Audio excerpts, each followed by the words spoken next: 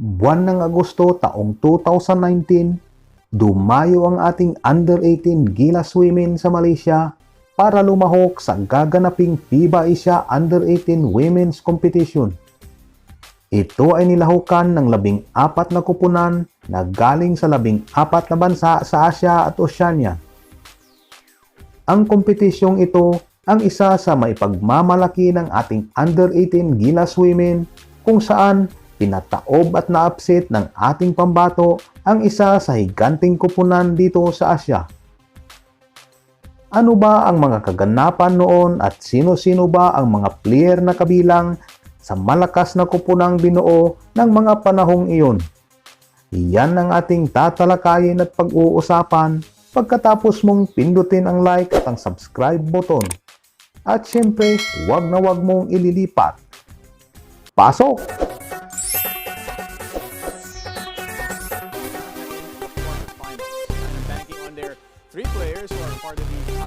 Sa unang laban ng ating pambato, nakatapat kaagad ng mga ito ang matatangkad na players ng China na kabilang din noon sa Pool A kasama ng host country na Malaysia.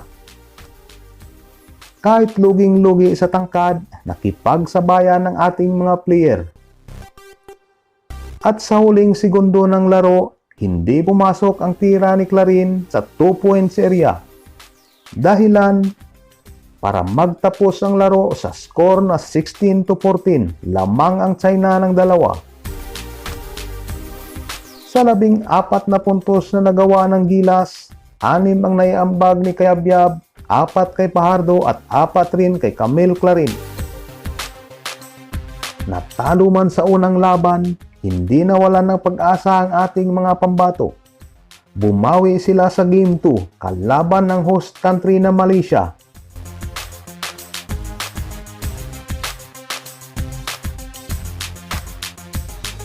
At sa huli, natapos ang laro sa score na 19-8. 11 puntos ang ibinaon ng ating Gilas sa napakaingay na crowd ng Malaysia. 9 na puntos ang ibinigay ni Camille Clarin, 6 kay Cayabyab, 3 kay Surada at 1 puntos kay Fajardo.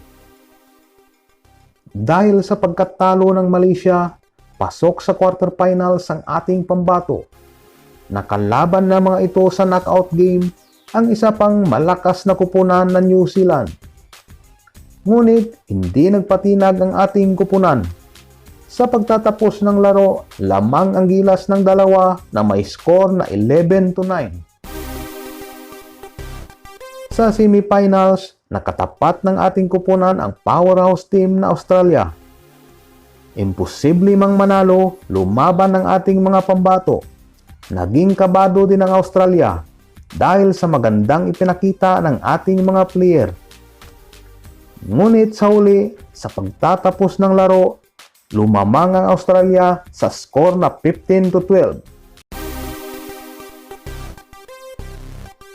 Sa pagkatalo ng Gilas sa kupunan ng Australia, nawala ang tsansa ng ating kupunan na masungkit ang inaasam na gold medal.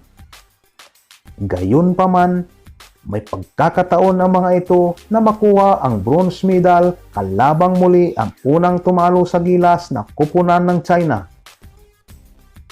Sa ikalawang pagtatagpo ng Gilas at China, kumpiyansa ang ating mga pambato na matatalo nila ang isa sa powerhouse team sa Asia. Sa naturang laro, naging maganda ang ikot ng bola. Lahat ay nag-ambag. Gaya ng inaasahan, na-upset ng ating Gilas ang higanting kupunan ng China. Nagtapos ang laro sa score na 14-11, lamang ng 3 puntos ang Gilas.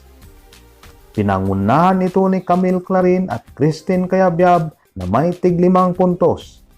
At Angel Surada at Ila Fajardo na may pinagsamang 4 na puntos.